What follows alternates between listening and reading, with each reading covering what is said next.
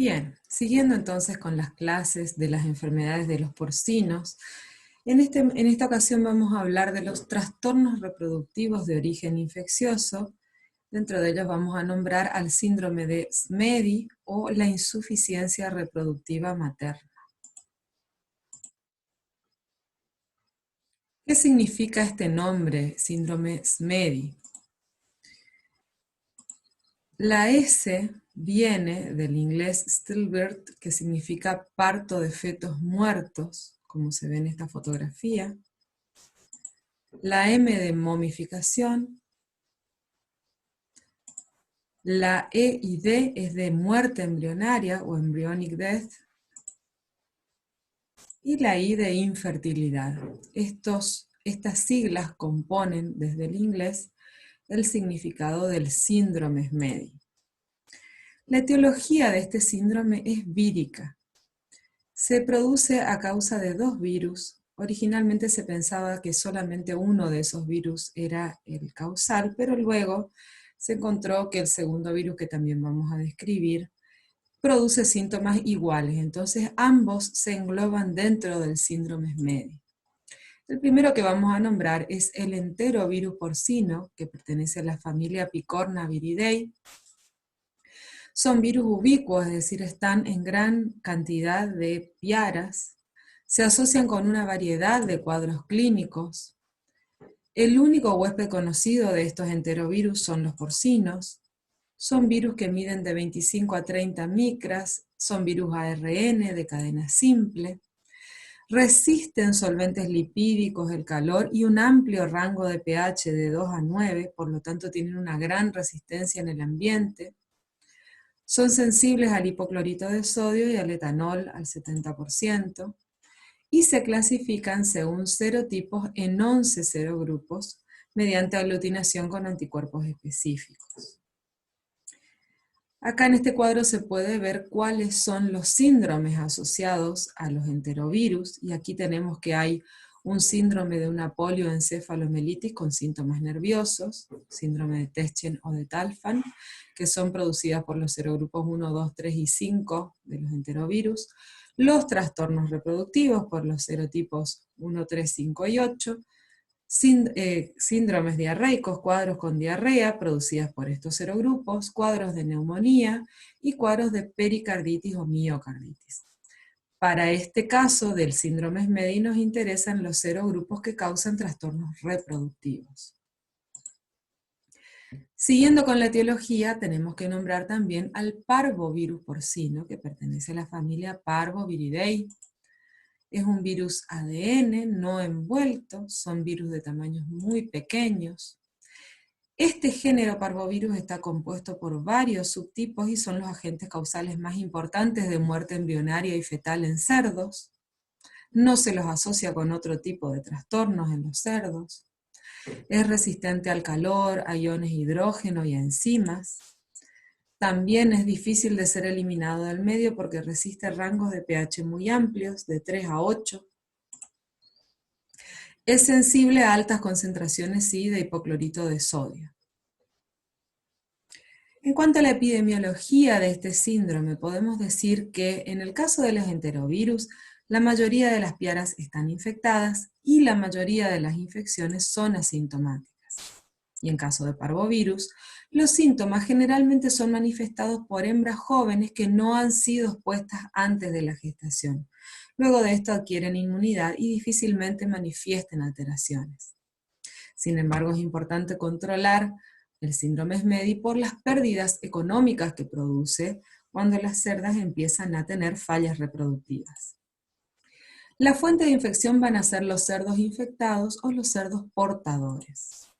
La vía de eliminación, digestiva por materia fecal, sobre todo en el caso de los enterovirus, y genitales por las secreciones y el aborto en el caso de enterovirus y parvovirus también. También una vía de eliminación es el semen en el caso de parvovirus. La vía de transmisión puede ser indirecta por utensilios, pienso, etc. Y faltó acá escribir la directa por cubrición.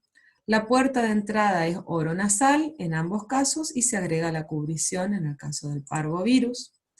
Y los huéspedes susceptibles son los cerdos a partir de las 4 a 6 semanas de vida, cuando declinan los anticuerpos calostrales.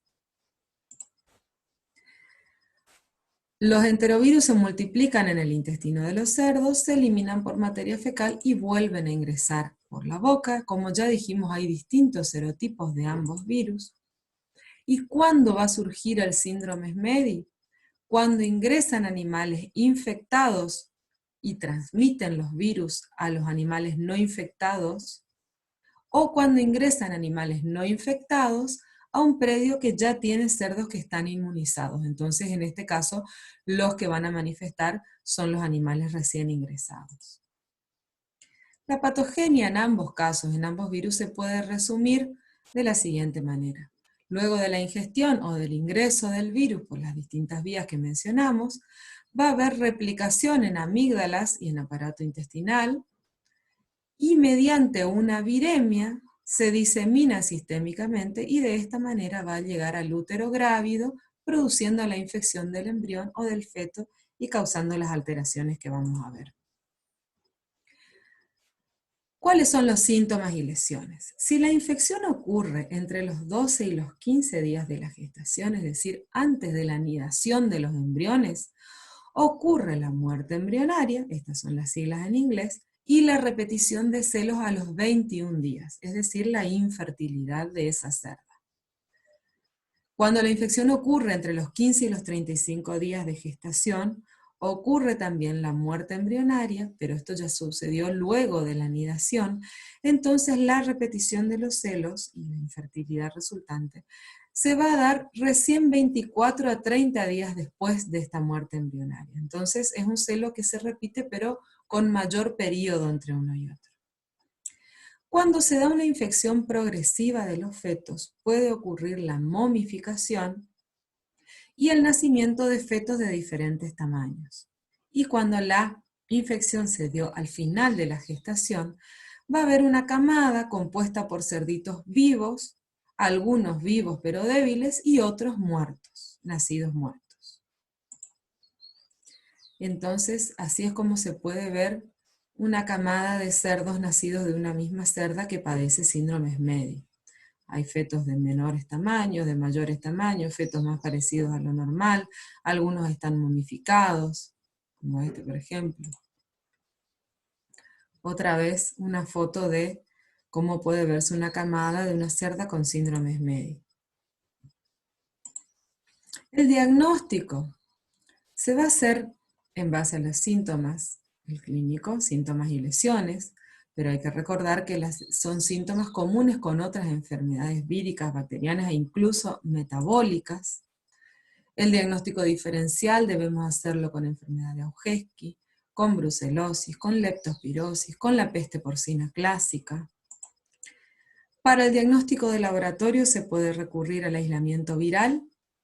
En los fetos, el aislamiento viral va a ser eficiente o va a ser fructífero en fetos abortados o nacidos muertos, porque los fetos que están momificados raramente van a tener virus vivos en su composición. Sí pueden detectarse antígenos virales por inmunofluorescencia, y se puede recurrir a la serología de la cerda, es decir, a buscar en las madres anticuerpos específicos, pero esto no va a tener un valor diagnóstico en el caso de enterovirus, porque la gran mayoría de los animales están en contacto con los enterovirus, pero sí puede hacerse una serología pareada, buscando una seroconversión, en el caso del parvovirus. ¿Cuáles son las medidas profilácticas que se deben aplicar para evitar la presentación de este síndrome? La multiplicidad de los serogrupos en el caso de enterovirus dificulta las vacunas. Entonces, en este caso, el objetivo es que la cerda tome contacto con el virus endémico un mes antes de la gestación. Esto sirve para crear inmunidad y a la vez hay que evitar el ingreso de animales con serotipos distintos sin haberlos puesto en contacto con los serotipos que están presentes en la explotación. Entonces, en los enterovirus se hace una vacuna por deglución que consiste en agregar heces de lechones al alimento de las cachorras de reposición, heces de lechones de la explotación. Esto se da 4 semanas preservicio y 4 semanas preparto. También pueden darse cápsulas conteniendo materia fecal. Y debe asegurarse la mezcla de la mayor cantidad posible de heces de lechones para asegurar la variedad de los serotipos que van a estar presentes dentro de la misma explotación. En el caso del parvovirus, existen vacunas comerciales que se suministran en 2 dosis para las cachorras antes del servicio y luego una dosis antes de cada servicio a todo el plantel. Y también debe, como medida profiláctica, aislarse a las cerdas preñadas de los nuevos ingresos, para que no se infecten con cepas nuevas de los virus en el momento de estar gestando. Las cerdas que enferman luego generalmente van a quedar inmunes, pero para este momento ya hubo pérdidas económicas por los trastornos en la fertilidad.